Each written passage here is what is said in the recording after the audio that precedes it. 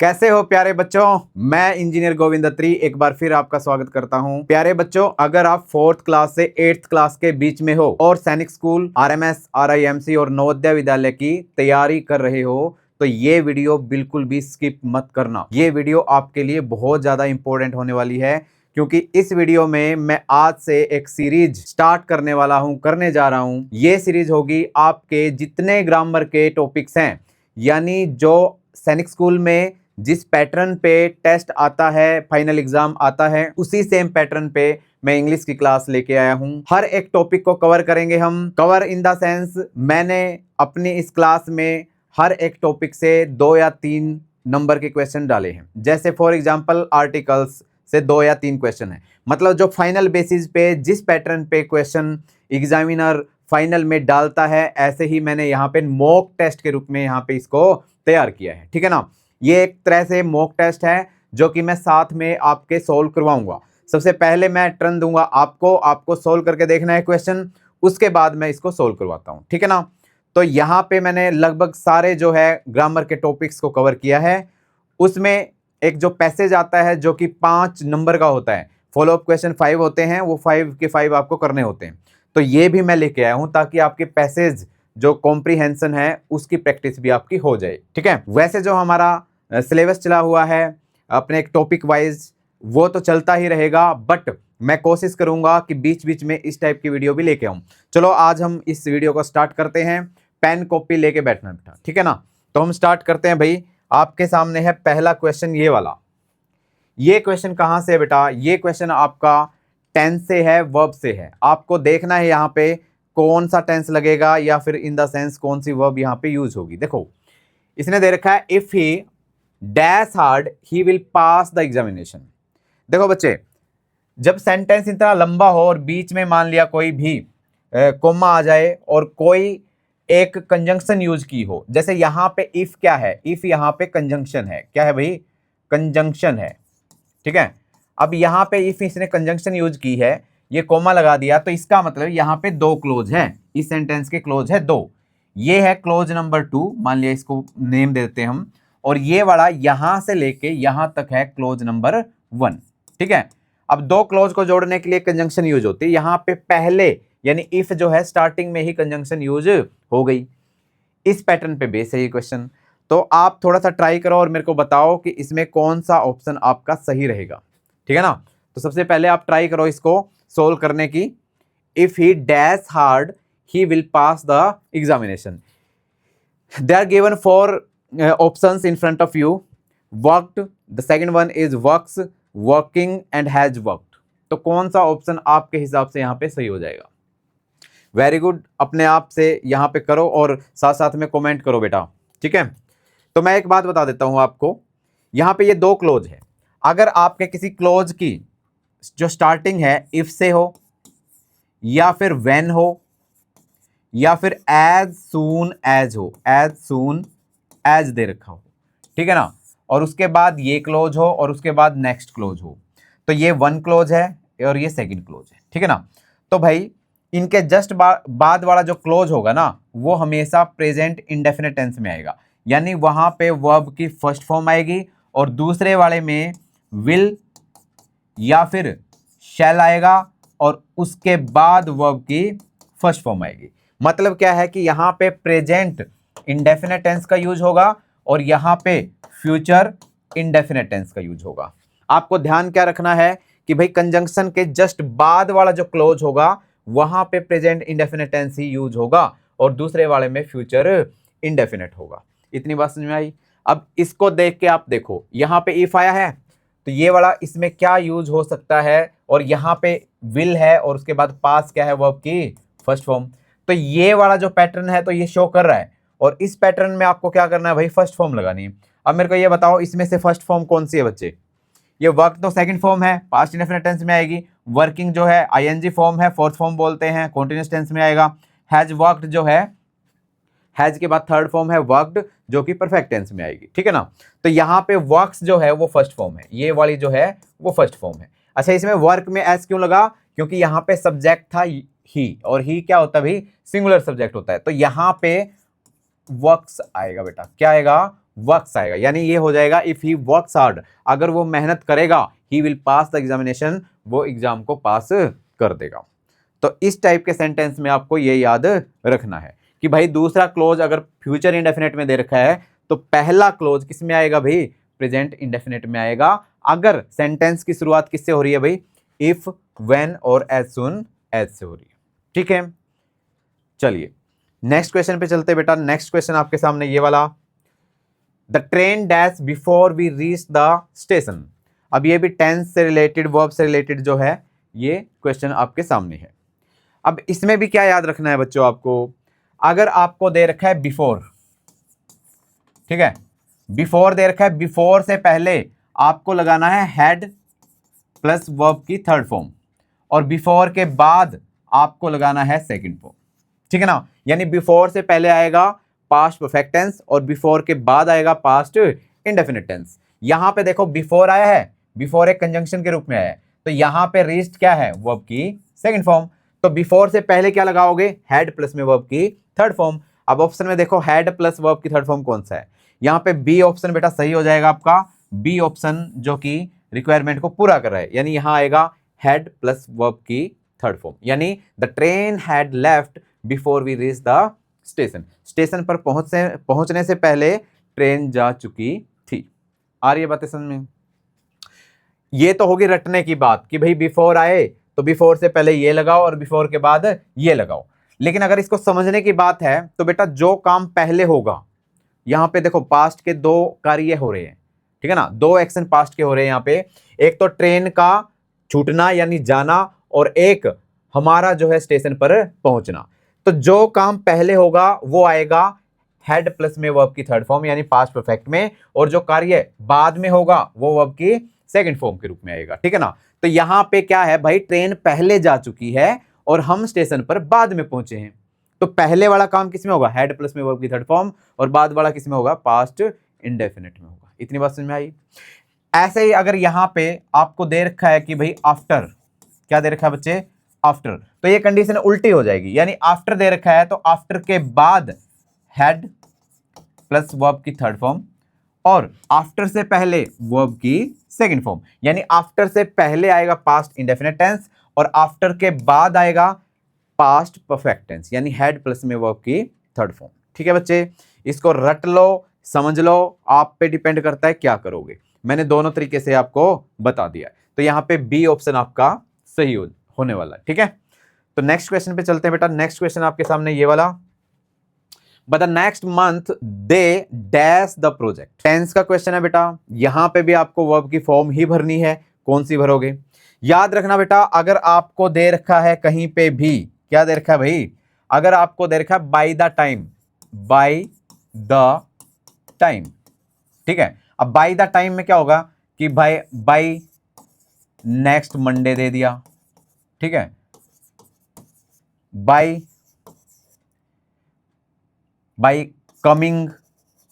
Coming जुलाई दे दिया, है ना, बाय द मॉर्निंग दे दिया, बाय द इवनिंग दे दिया, यानी बाय के बाद अगर कोई टाइम है, ठीक है ना, बाय नेक्स्ट मंथ दे दिया, बाय 2030 दे दिया, यानी फ्यूचर का टाइम है बाय के बाद।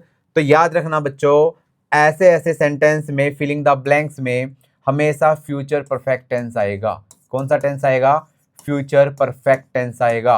और फ्यूचर परफेक्ट टेंस कौन सा होता है भाई, जिसमें विल और शैल के बाद हैव हो और उसके बाद वर्ब की थर्ड फॉर्म हो। बेटा फ्यूचर परफेक्ट बिल्कुल सिंपल है, विल और शैल दिखाते हैं फ्यूचर को और हैव प्लस में वर्ब की थर्ड फॉर्म दिखाती है परफेक्ट को, इसलिए ये हो गया फ्यूचर परफेक्ट। तो यहाँ पे सी ऑप्शन आपका सही हो जाएगा।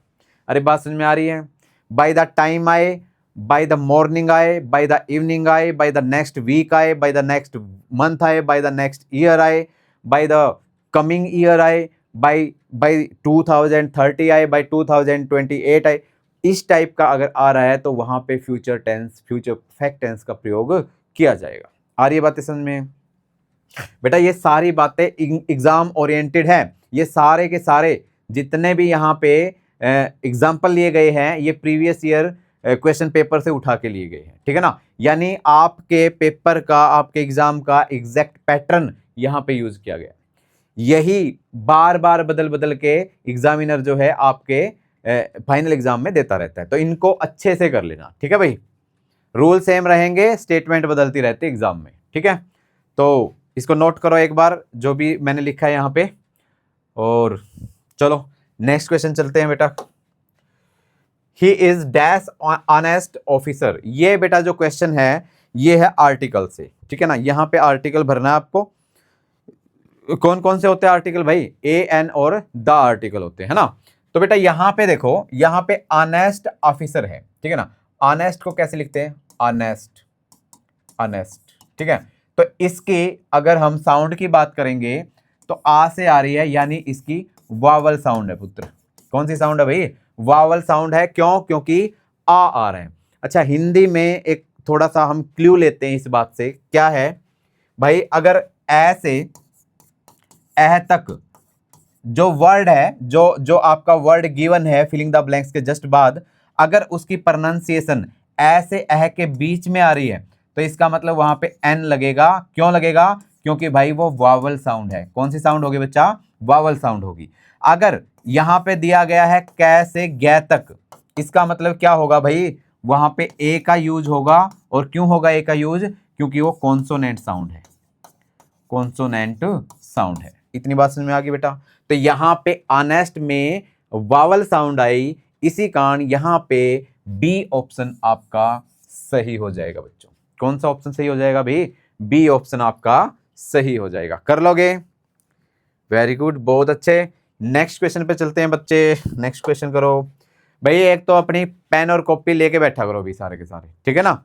और वीडियो को ना पॉज करके खुद अपना अटेम्प्ट करके देखो सबसे पहले, उसके बाद मेरे को कमेंट किया करो, ठीक है ना। वीडियो को देख के कमेंट करो कि सर ये क्वेश्चन है, इसका ये आंसर आएगा, और अपना नाम लिखो भी कौन हो आप। आई बात समझ में? तो इससे प्रैक्टिस होगी बेटा, तभी फायदा है, वरना मेरी वीडियो ऐसे बैठ के देखने का कोई फायदा नहीं है। जो मैं बातें बता रहा हूं इसको नोट्स टाइप बना लो, अपनी कॉपी में नोट करो, तभी फायदा है। ताकि एक हफ्ते के बाद जब रिवाइज करो तो आपको याद आ जाए। देखने से 1 या 2 दिन याद रहेगा, बाकी फिर भूल जाओगे आप, ठीक है ना। तो नेक्स्ट क्वेश्चन आपके सामने बेटा। I saw dash European tourist yesterday, ठीक है ना। तो यहां पे क्या है बेटा? यहां पे एक वर्ड आया है यूरोपियन। यूरोपियन का कैसे लिखेंगे हम हिंदी में? European, European. अब मेरे को ये बताओ बेटा, ये आर्टिकल का क्वेश्चन है, तो यहाँ पे ये इसकी प्रोनाउंसिएशन जो है वो क्या होगी? वो वावल साउंड क्रिएट करेगी या फिर कॉन्सोनेंट? अब यहाँ पे हमें क्या करना होता है कि जो भी वर्ड हो उसका पहला लेटर देख लो। अब यहाँ पे पहला लेटर यह है। क्या है भाई? यह। अब यह किसके बीच में आएगा बेटा? एह और एह के बीच में आएगा, या फिर कै और घै के बीच में आता है? इसमें नहीं आता। ये किस में आता है? इसमें आता है। इसका मतलब ये क्या है भाई? यहाँ पे ए का यूज होगा। क्यों? क्योंकि ये कॉन्सोनेंट साउंड, कॉन्सोनेंट, इसको अच्छे तरीके से लिख लियो भाई, ठीक है। ये क्या करेगा? कॉन्सोनेंट साउंड कन्वे करेगा, कॉन्सोनेंट साउंड कन्वे करता है। आ रही है बात समझ में? तो इसका मतलब यहाँ पे भाई हमें ई देख के नहीं लगाना है वो आर्टिकल भाई। लेटर देख के कभी भी आर्टिकल नहीं लगता, ठीक है ना। साउंड देख के आर्टिकल लगता है बच्चे। लेटर पे मत जाओ। हमें बचपन में गलत पढ़ाया गया था कि ए ई आई ओ यू वावल साउंड देते हैं। वावल साउंड नहीं देते, ये वावल लेटर होते हैं। ये वावल साउंड नहीं देते, ये लेटर वावल होते हैं, ठीक है ना। तो ऐसे कॉन्सोनेंट लेटर भी होते हैं जो वावल साउंड देते हैं, और ऐसे वावल लेटर्स होते हैं जो कॉन्सोनेंट साउंड देते हैं। तो हमें तो क्या देखना है? लास्टली हमें तो देखना है कि भाई इसकी साउंड क्या है। हमें साउंड को पकड़ना है बस, ठीक है ना। साउंड के हिसाब से ही यहाँ पे आर्टिकल भरा जाएगा। तो यहाँ पे ए ऑप्शन बेटा सही हो जाएगा आपका कि आई सो ए यूरोपियन टूरिस्ट यस्टरडे। आ रही है बात समझ में? वेरी गुड, बहुत अच्छे, बहुत अच्छी प्रैक्टिस हो जाएगी आपकी। ऐसे ऐसे अगर क्वेश्चन लगाओगे ना डेली के नहीं तो एक हफ्ते में अगर 2 या 3 बार भी लगा लिए तो बहुत अच्छी क्वेश्चन आपकी प्रैक्टिस होने वाली है बेटा, ठीक है। नेक्स्ट क्वेश्चन पे चलते हैं। Dash Ganga is a sacred river. अब यहाँ पे क्या है बेटा? ये आर्टिकल का है, याद रखना। यहाँ पे दिया है गंगा। भाई नेम ऑफ रिवर जो होते हैं ना, name of river, name of river के साथ बेटा हमेशा दा का यूज होता है। किसका यूज होता है भाई? दा का। जैसे the Ganga, the Yamuna, the Saraswati, ठीक है ना। तो नेम ऑफ रिवर के साथ हमेशा द का यूज होता है। आई बात समझ में आपको? ठीक है। लेकिन अगर वर्ड रिवर दे रखे हैं, जैसे RIVER रिवर, तो भाई इसके साथ दा नहीं लगाओगे, इसके साथ ए लगाओगे, ए रिवर, क्योंकि ये वर्ड रिवर है। वर्ड क्या है? रिवर है। हमें तो नेम ऑफ रिवर पे जाना है। गंगा दे रखा है, यमुना दे रखा है, सरस्वती दे रखा है ना, इस टाइप की जो ब्रह्मपुत्र दे रखा है, तो इस टाइप की जो नदियों के नाम है, नेम ऑफ रिवर के साथ जाना है, तो उससे पहले दा का यूज होगा। तो यहां पे भी कौन सा ऑप्शन सही हो जाएगा बेटा? यहां पे आपका सी ऑप्शन सही होने वाला है। आ रही है बात समझ में? चलिए नेक्स्ट क्वेश्चन पे चलते हैं बेटा। नेक्स्ट क्वेश्चन है आपके सामने ये वाला, the meeting starts dash 9 AM। याद रखना बेटा, यहां पे यूज होगी प्रीपोजिशन। अब देखो यहां पे ऑन, इन, एट, बाय, ये क्या है? इनको बोलते हैं इंग्लिश में प्रीपोजिशन, ठीक है ना। अब प्रीपोजिशन जो होती है बेटा, उनका अलग अलग यूज होता है। हर वर्ड के साथ, हर नाउन के साथ अलग अलग प्रीपोजिशन यूज हो सकती है, डिपेंड करता है उसके रूल पे। इतनी बात समझ में आई? याद रखना, अगर टाइम दे रखा है, टाइम दे रखा है, टाइम दे रखा है, तो टाइम के साथ हमेशा एट प्रीपोजिशन का यूज होता है। जैसे at 9 AM, at 12 o'clock, at 5 PM। तो जो आपका टाइम है, तो टाइम से पहले कौन सी प्रीपोजिशन लगती है भाई? एट प्रीपोजिशन लगती है। तो यहां पे ऑप्शन कौन सा सही हो जाएगा बेटा? आपका सी ऑप्शन यहां पे सही होने वाला है। आ रही बात समझ में? चलिए नेक्स्ट क्वेश्चन पे चलते हैं भाई। नेक्स्ट क्वेश्चन है ये वाला, the bird flu dash the river. देखो बेटा, ये रिवर है आपकी, है ना, ये रिवर है आपकी, ये पानी है मान लिया, ठीक है, मेरी ड्राइंग ऐसी है भाई, देख लियो। तो ये रिवर है। तो ये कहता है कि the bird flu dash the river, across the river, between the river, under the river, beside the river. भाई जब भी हम रिवर में से स्विम करते हैं तो भी अक्रॉस करते हैं, अक्रॉस लगाते हैं, जब ऊपर से जाते तो भी अक्रॉस लगाते हैं। तो यहाँ पे ये कहता है कि भाई जो बर्ड जो है वो उड़ रहा था अक्रॉस द रिवर, यानी रिवर के ऐसे उड़ रहा था, यानी यहाँ से और यहाँ तक गया वो उड़ के, ठीक है ना, यानी उसको पार करते हुए उड़ा वो, यानी यहाँ पे ए ऑप्शन आपका सही होने वाला बच्चों, ठीक है। तो the bird flu across the river आएगा, क्या आएगा? The bird flu across the river, ठीक है। नेक्स्ट क्वेश्चन पे चलते बेटा। नेक्स्ट क्वेश्चन आपके सामने ये वाला, he has been living here dash 2018। अब मेरे को ये बताओ कि ये टेंस कौन सा है भाई, जिसमें हैज बीन प्लस वर्ब की थर्ड फॉर्म आए, सॉरी प्लस वर्ब की फोर्थ फॉर्म आए, क्योंकि लिविंग यहाँ पे क्या है? Fourth form. Has been, have been के बाद फोर्थ फॉर्म आए और लास्ट में टाइम दे रखा है कोई भी, इसका मतलब ये है प्रेजेंट परफेक्ट कॉन्टिन्यूअस टेंस। कौन सा है बेटा? Present perfect continuous tense. तो यहाँ पे इसमें ना, यहाँ पे यूज होता है सिंस का या फिर फोर का यूज होता है। किसका यूज होता है टाइम से पहले? सिंस का या फिर फोर का। अब बात आई कि यहाँ पे सिंस लगाऊं या फोर लगाऊं। बेटा अगर आपको करेक्ट टाइम दे रखा है, पॉइंट ऑफ टाइम दे रखा है, पॉइंट ऑफ टाइम, यानी जिस टाइम से आपको ये पता चले कि ये एक्शन जो है वो स्टार्ट हुआ है। अब ये कहता है कि भाई he has been living here, वो यहां पर 2018 से रह रहा है। अब मेरे को ये बताओ कि उसके रहने का टाइम कब स्टार्ट हुआ? 2018, यानी स्टार्टिंग टाइम पता चल गया। तो स्टार्टिंग टाइम पता चल गया तो बेटा यहाँ पे सिंस का यूज होगा। किसका यूज होगा भाई? सिंस का यूज होगा। याद रखना बेटा, अगर डेट दे रखी है कोई भी, क्या दे रखी है? डेट, यानी 2027 और 2018, या फिर आपको नेम ऑफ मंथ दे रखा है, मंथ का नाम दे रखा है, यानी जैसे जुलाई दे दिया है ना, अगस्त दे दिया, दिसंबर दे दिया, तो उसके साथ भी सिंस आएगा। अगर आपको डे का नेम दे रखा है, यानी डे का नेम दे रखा है, डे का मतलब क्या है भाई? जैसे आपको दे दिया संडे, मंडे, ट्यूसडे, तो भी उसके साथ क्या आएगा बेटा? सिंस आएगा। अगर आपको टाइम दे दिया बेटा, टाइम, टाइम का मतलब समझते हो, जैसे 5 o'clock, 5 o'clock, 10 PM, 8 AM, तो भी उसके साथ क्या आएगा भाई? सिंस का यूज होगा। अगर बेटा आपको दे दिया मॉर्निंग, इवनिंग, नून, इनके साथ भी किसका यूज होगा भाई? सिंस का यूज होगा, ठीक है। लेकिन अगर आपको दे रखा है 5 घंटे 6 दिन 8 महीने इस टाइप से ड्यूरेशन दे रखी है, तो वहां पे आपको 4 का यूज करना है प्यारे बच्चों। किसका यूज करना है? 4 का यूज करना है। आ रही बात समझ में?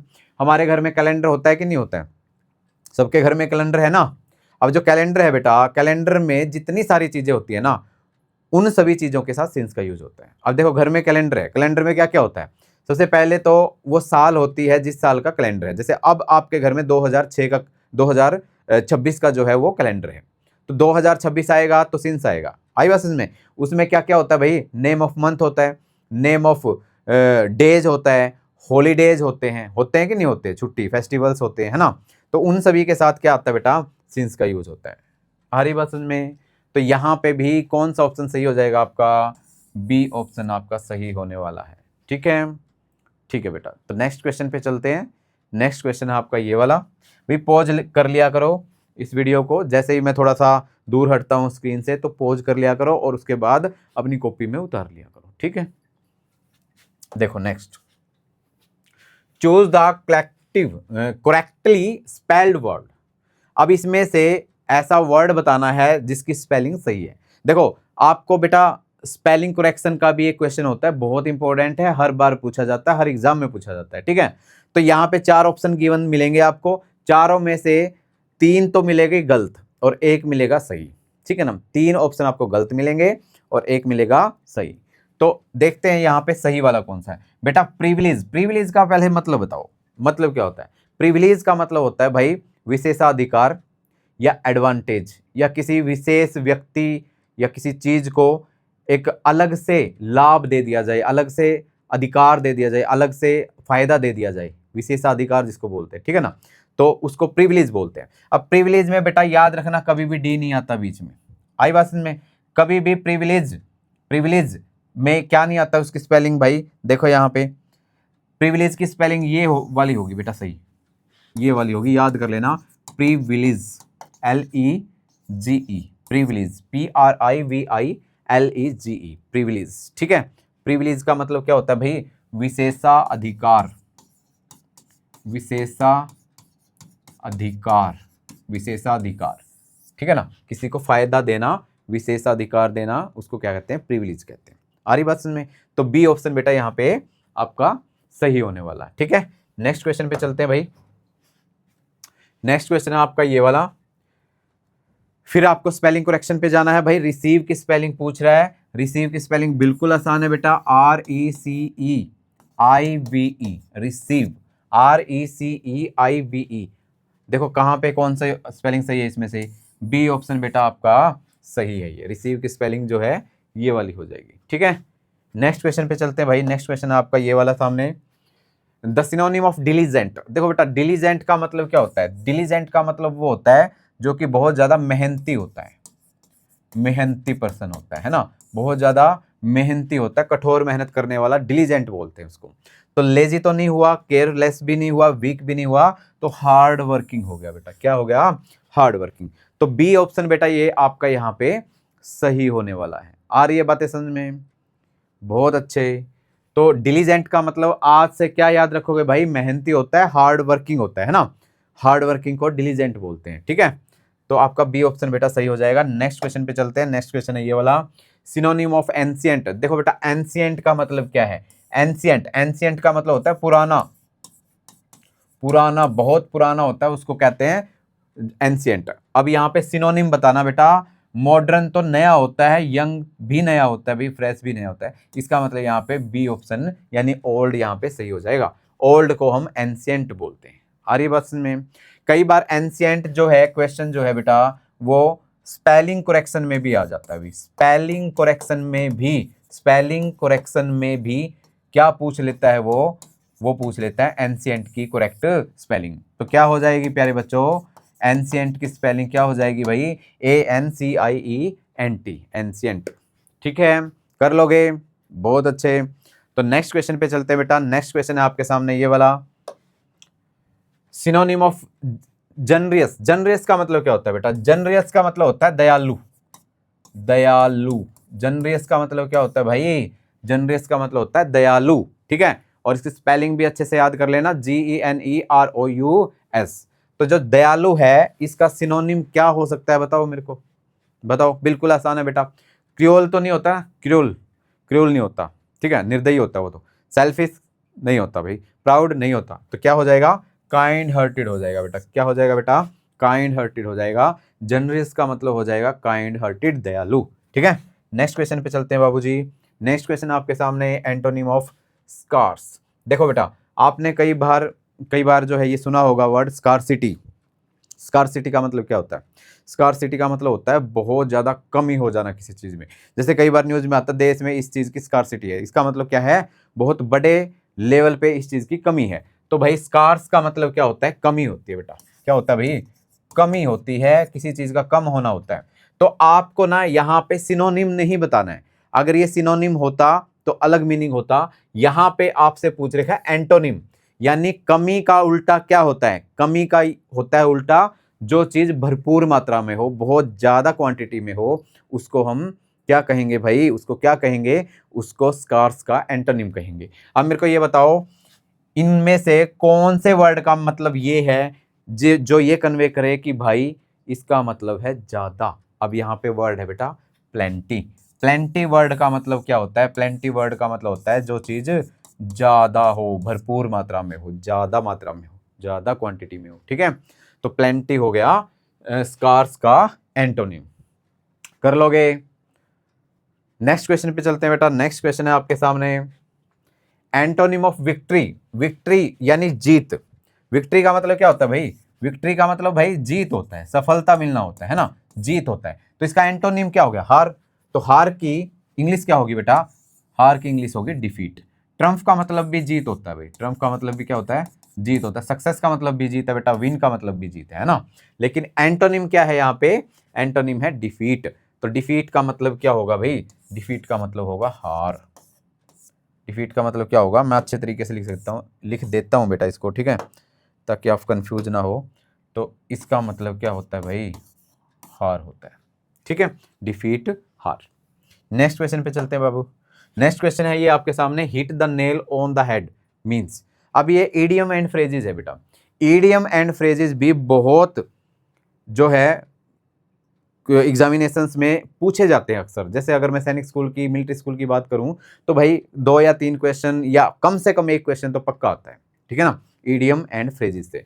अब बेटा ये ईडियम है, hit the nail on the head का मतलब क्या है, hit the nail on the head का मतलब क्या है, सही जगह पे चोट मारना। कई बार बोलते हैं ना भाई, बात बात में उसने ना सही जगह पे चोट मारी, यानी एकदम सही बात बोली उसने, ठीक है ना, उसने घुमा फिरा के कुछ नहीं बोला, बल्कि उसके सामने, उसकी नजरों के सामने वो है, वो सच्चाई बोल दी।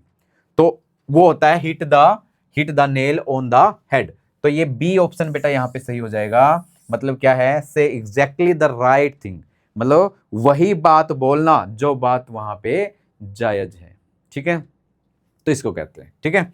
नेक्स्ट क्वेश्चन पे चलते हैं बेटा। नेक्स्ट क्वेश्चन है आपके सामने, ब्रन द मिडनाइट ऑयल। ये भी ईडियम है, इसका मतलब क्या है, ब्रन द मिडनाइट ऑयल, ठीक है। अब इसका मतलब क्या है बेटा, इसका ईडियम का मतलब क्या है, इसका मतलब क्या है, दिन रात एक कर देना। जब कोई मेहनत करता है, जैसे तुम सैनिक स्कूल एंट्रेंस एग्जाम की तैयारी कर रहे हो, अब रात को तुम 11 बजे तक पढ़ते हो, 10 बजे तक पढ़ते हो, ठीक है ना, तो घर वाले क्या कहते होंगे, भाई बच्चा तो है ना बहुत खूब दिन रात एक कर रखी है इसने अपनी पढ़ाई के लिए। अगर करते हो तो, नहीं करते तुम्हारे लिए नहीं है ये ईडियम, ठीक है ना, करना स्टार्ट कर दो, इसको फॉलो करो ईडियम को, ठीक है। तो यहाँ पे ब्रन द मिडनाइट ऑयल का मतलब क्या है बेटा, वर्क लेट एट नाइट, ठीक है ना, दिन रात एक कर देना, यानी रात को देर तक काम करना। अब वो काम क्या हो सकता है, वो काम आपकी पढ़ाई का भी हो सकता है, वो काम कुछ और भी हो सकता है। इतनी बात समझ में आई, मतलब अगर आप ऑफिस में काम करते हो, बड़े हो, तो वो काम भी हो सकता है, ठीक है। नेक्स्ट क्वेश्चन पे चलते हैं बेटा। नेक्स्ट क्वेश्चन आपके सामने ये वाला, neither Ravi nor Mohan brought dash notebook. अब इसमें क्या है बेटा, यहां पे देखो, यहां पे नाइदर नोर जो है ये कंजंक्शनल पेयर होता है। देखो नाइदर और नोर, नाइदर नोर, और एक होता है बेटा आइदर और, आइदर और, इनको कंजंक्शनल पेयर कहते हैं। इनको क्या कहते हैं भाई, कंजंक्शनल पेयर कहते हैं बच्चे। क्या कहते हैं बच्चे, इनको कंजंक्शनल पेयर बोलते हैं, यानी कंजंक्शन के पेयर बोलते हैं। यानी ये जो क्वेश्चन है ना आपका, ये कंजंक्शन के टॉपिक से आया हुआ बच्चे। अब यहाँ पे है क्या कि भाई नाइदर के बाद रवि है, ये है सब्जेक्ट नंबर 1 मान लिया, ठीक है। यहाँ पे उसके बाद है मोहन, ये है सब्जेक्ट नंबर 2। अब बेटा अगर यहाँ पे ऐसा होता रवि एंड मोहन, तो ये सिंगुलर हुआ या प्लूरल हुआ? Ravi and Mohan are playing outside, ये सिंगुलर हुआ या प्लूरल हुआ? ये हुआ जी प्लूरल। लेकिन इसमें प्लूरल नहीं है बेटा, इसने कहा है कि ना तो रवि और ना मोहन ब्रॉट डैश नोटबुक, लेके आए हैं उसकी या उनकी नोटबुक। अब यहां पे है क्या बेटा, जहां पे भी फिलिंग द ब्लैंक्स दिखे उसके पास वाले सब्जेक्ट के साथ आपको वर्ब या फिर आपको पॉजेसिव एडजेक्टिव लगाना है। अब यहाँ पे ब्रॉट वर्ब तो आई है, ये सेकंड फॉर्म है। अब यहाँ पे नोटबुक से पहले इसने 4 ऑप्शन दे दिए, इसने कहा कि ही जाएगा, देयर आएगा, आर आएगा या फिर योर आएगा। ये है पॉजेसिव एडजेक्टिव। याद रखना बेटा, अगर सब्जेक्ट सिंगुलर है तो पॉजेसिव एडजेक्टिव भी सिंगुलर होगा, अगर सब्जेक्ट प्लूरल है तो पॉजेसिव एडजेक्टिव भी क्या होगा भी? प्लूरल होगा। अगर यहाँ पे बीच में एंड होता तो हम वहां पे लगाते देयर, लेकिन बेटा यहाँ पे नाइदर और नोर का पेयर है, इसका मतलब यहाँ पे जो भी भरा जाएगा वो मोहन के हिसाब से भरा जाएगा। अब मोहन को क्या कहेंगे, उसकी नोटबुक या उनकी नोटबुक या हमारी नोटबुक, क्या कहेंगे? मोहन का जो प्रोनाउन होगा वो ही होगा, और ही का पॉजेसिव एडजेक्टिव क्या होता है बेटा? टेबल करवाई थी ना मैंने इसकी, तो ही का पॉजेसिव एडजेक्टिव क्या होता है? हिज होता है। क्या होता है भाई? हिज होता है। तो यहाँ पे क्या आ जाएगा भाई? हिज आ जाएगा। और कौन सा ऑप्शन सही होगा बच्चे? यहाँ पे ए ऑप्शन आपका सही हो जाएगा। यानी neither Ravi nor Mohan brought his notebook. आ रही है बात सुनने? ठीक है, चलो इसको नोट करो और आगे चलते हैं हम नेक्स्ट क्वेश्चन पे, अपने वाले पे। नेक्स्ट क्वेश्चन है बेटा ये वाला, this is the girl dash won the scholarship. अब देखो यहाँ पे क्या आ सकता है। अब यहाँ पे जो भी भरना है आपको रिलेटिव प्रोनाउन आएगा। देखो ऑप्शन आपके सामने क्या है, whom, whose, who और which। तो यहाँ पे कौन सा रिलेटिव प्रोनाउन भरा जाएगा? मैंने जब रिलेटिव प्रोनाउन में प्रोनाउन जो चैप्टर करवाया था उसमें जब रिलेटिव प्रोनाउन करवाया था, आपको बिल्कुल खोल के क्या बताया था उसके बारे में कि भाई जो रिलेटिव प्रोनाउन होता है उसका कोई ना कोई एंटीसीडेंट होता है। क्या होता है भाई? एंटीसीडेंट। अब आपको ये देखना है एंटीसीडेंट क्या है। अब जैसे यहाँ पे गर्ल एंटीसीडेंट है और गर्ल है, इसका मतलब ये एक ह्यूमन बीइंग है, और ह्यूमन बीइंग के लिए जो रिलेटिव प्रोनाउन यूज होता है बच्चों वो क्या होता है? हु होता है। तो यहाँ पे हु का यूज हो जाएगा। Got it? ठीक है, तो ये यहां पे रिलेटिव प्रोनाउन आएगा हु।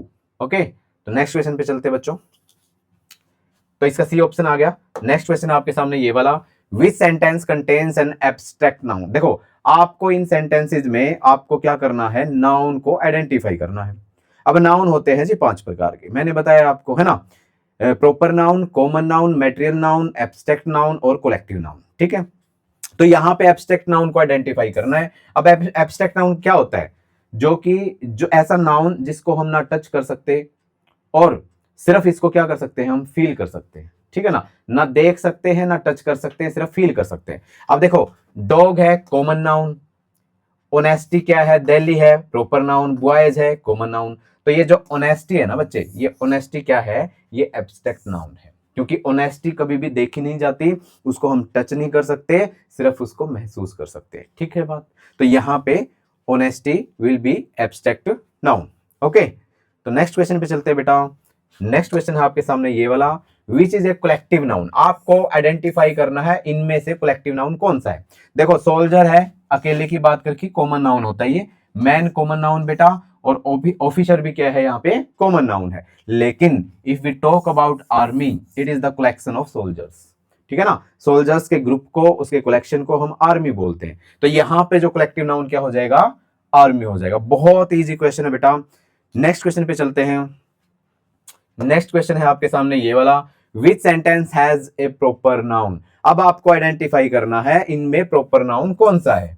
अब देखो रिवर क्या है, रिवर कॉमन नाउन है बेटा। ठीक है ना, रिया है, जैसे बॉय कॉमन नाउन है, टीचर कॉमन नाउन है, लेकिन ये जो रिया है ना, रिया प्रॉपर नाउन है। अब समझो मेरी बात ध्यान से, प्रॉपर नाउन कौन से होते हैं? जो पर्सनल नाम होता है ना किसी का, वो प्रॉपर नाउन में आता है। जैसे मेरा नाम गोविंद त्रि है तो मैं प्रॉपर नाउन हूं। आपका नाम मान लिया स्वीता है, आपका नाम मुकेश है, तो आप प्रॉपर नाउन। ठीक है ना, आप जिस भी सिटी में रहते हो प्रॉपर नाउन, आप जिस कंट्री में रहते हो प्रॉपर नाउन है। मतलब एक ऐसा नाम जो उस जैसा पूरी पृथ्वी पे, पूरे ब्रह्मांड में कोई और ना हो। जैसे अगर मैं बात करूं हरियाणा, हरियाणा क्या कोई दूसरा स्टेट है इंडिया में? नहीं है। अगर मैं बात करूं इंडिया, तो क्या ये दूसरी कोई कंट्री है इंडिया के नाम से? नहीं है। तो इसका मतलब ये प्रॉपर नाउन हो गया, ठीक है ना। तो यहां पर यह हो जाएगा proper noun. Okay, next question पे चलते हैं बेटा। नेक्स्ट क्वेश्चन है आपके सामने ये वाला, which is the superlative degree. देखो बेटा, कोई भी एडजेक्टिव होता है, ठीक है। अब जैसे मैं अगर ये कहूं कि स्मार्ट, स्मार्ट, अब एडजेक्टिव जो होते हैं ना बच्चे, एडजेक्टिव की डिग्री होती है। जैसे कोई वर्ब है, वर्ब की क्या होती है? वर्ब की फॉर्म होती है, लेकिन एडजेक्टिव की होती है डिग्री।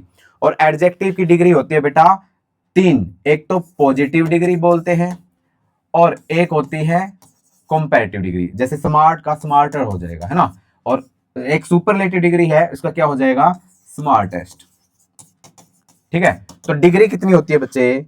डिग्री कितनी होती है? डिग्री होती है कितनी? तीन, एक तो पॉजिटिव डिग्री, एक कंपैरेटिव डिग्री, और एक है सुपरलेटिव डिग्री, ठीक है ना। जैसे स्मार्ट, स्मार्टर, स्मार्टेस्ट। अब इसमें सुपरलेटिव डिग्री पूछा है। देखो बच्चे, अगर लास्ट में ईएसटी लगा हो ना, ईएसटी, तो यहाँ पे किसी भी वर्ड के पीछे ईएसटी लगा है तो इसका मतलब वो सुपरलेटिव डिग्री है। या फिर सुपरलेटिव डिग्री को हम मोस्ट का यूज करके भी बनाते हैं। जैसे ब्यूटीफुल है, ब्यूटीफुल में ब्यूटीफुलेस्ट ऐसा नहीं होता। ब्यूटीफुल का क्या चलता है? जैसे ब्यूटीफुल, मोर ब्यूटीफुल और मोस्ट ब्यूटीफुल। जैसे किसी में मोस्ट लगा है तो सुपरलेटिव डिग्री है, अगर ईएसटी लगा है लास्ट में तो सुपरलेटिव डिग्री। आई बात समझ में? ठीक है। जैसे टॉल, टॉलर, टॉलेस्ट, ठीक है। तो ये क्वेश्चन था बेटे आपके सामने। अभी चलते हैं हम नेक्स्ट क्वेश्चन पे। नेक्स्ट क्वेश्चन देखो ये वाला, he is dash then his brother. अब देखो बेटा, यहां पे इसने ये वर्ड दे दिया, इसने क्या किया है? इसने डिग्री दे दी है किसी भी वर्ड की। जैसे इंटेलिजेंट की डिग्री दे दी। अब अकेला इंटेलिजेंट है, positive degree. More intelligent, comparative degree. Most intelligent, superlative degree, ठीक है ना। इंटेलिजेंटली ये कुछ है ही नहीं, मतलब ये एडवर्ब है, ठीक है। तो यहां पे हमको भरना है, कौन सी डिग्री भरे? बच्चे याद रखना, अगर सेंटेंस में देन आ गया, क्या आ गया? देन आया है। देन यूज होता है कंपैरिजन करने के लिए। क्या करने के लिए यूज होता है? कंपैरिजन करने के लिए होता है। और जहां पे देन का यूज होगा बच्चे, वहां पे कंपैरेटिव डिग्री आएगी। कौन सी डिग्री आएगी? कंपैरेटिव। और बच्चे ये जो मोर लगा है ना, मोर, जिसमें भी मोर लगे वो कंपैरेटिव डिग्री होती है। आई बात समझ में? मोस्ट वाली होती है सुपरलेटिव डिग्री और मोर वाली होती है कंपैरेटिव डिग्री। तो आपको ये करना है कि भाई देन जहां पे आएगा वहां पे कंपैरेटिव डिग्री का यूज होगा। तो यहां पे बी ऑप्शन आपका सही जाएगा बच्चे, ठीक है। मोर इंटेलिजेंट हो जाएगा। ओके, तो नेक्स्ट क्वेश्चन पे चलते हैं। चलो बच्चों, हम करते हैं नेक्स्ट क्वेश्चन में है आपका पैसेज। सैनिक स्कूल एंट्रेंस एग्जाम में पैसेज आता है। पैसेज के 5 जो है फॉलोअप क्वेश्चंस होते हैं। 5 नंबर का पैसेज आता है। बिल्कुल आसान होता है बेटा, ये 5 में से 5 लेने का जो है बिल्कुल मौका होता है इसमें, ठीक है। आपके सामने एक पैसेज दिया जाएगा, आपको उस पैसेज में से जो फॉलोअप क्वेश्चन है उनके आंसर देने हैं। चलो हम इस पैसेज को करते हैं बिल्कुल आसान भाषा में ही, बिल्कुल बिल्कुल इजी, ठीक है। देखो यहां से स्टार्ट करते हैं हम। ये कहता है कि captain Vikram was known for his courage and discipline. ये कहता है कैप्टन विक्रम को अपने साहस के लिए और अपने डिसिप्लिन के लिए जाना जाता था।